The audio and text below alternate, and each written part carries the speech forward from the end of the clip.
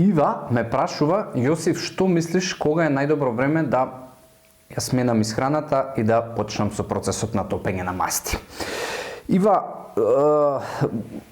одлично е прашањето и ти го разбирам прашањето и знам што ти треба и како да се извлечеш од тоа. Прва работа, телото нема за себе одредено најдобро време кога да се почне со исхрана. Секојдневно му треба тоа и било кој ден да одлучиш да почнеш е добре дојден за твоето тело. Втора работа, знам зошто ова ме прашуваш, затоа што ова е период у кој што можеби е најтешкиот период од било кога во годината да почне човек да внимава на исхрана, ради тоа што има премногу предизвици. Имаме празничен период, имаме многу слави, имаме нова година, имаме постновогодишни празници, ние православните луѓе и постојат многу потешкоти на тој пат и постојат многу денови у кои што можеби ќе се клизнеш и си свесна дека ќе јадеш нешто што не треба.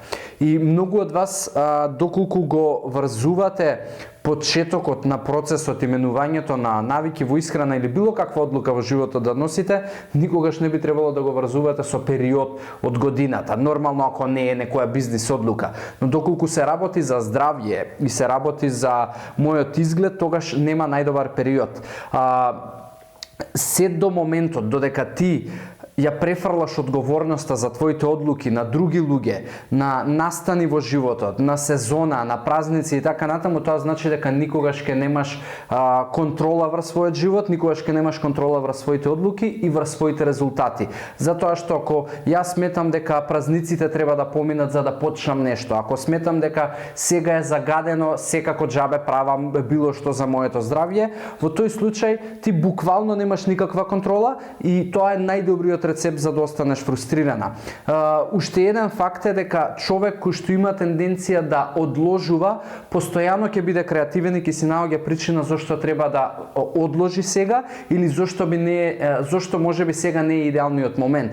Ниеден процес нема да биде идеален, Ива, и ниеден процес нема да биде процес во кој што нема дупки по патот, пречки, предизвици и така натаму. И ја ти гарантирам дека баш доколку сега кога е најтешко почнеш, тоа е најдобриот тест за твојот карактер и тоа е најдобриот момент од било кој момент и период во годината да почнеш, затоа што едноставно кога е тешко се познаваат вистинските карактери, вистинските победници и не чекај да помине нешто, затоа што после тоа нешто ќе има пак следни празници, следната година овој период повторно би се соочувала со истиот проблем и повторно би се враќала назад. Значи секоја година е репетитивно и сите празници и периоди од годината и сезони се репетитивни, затоа не ја барај идеалната година, месец или период од годината.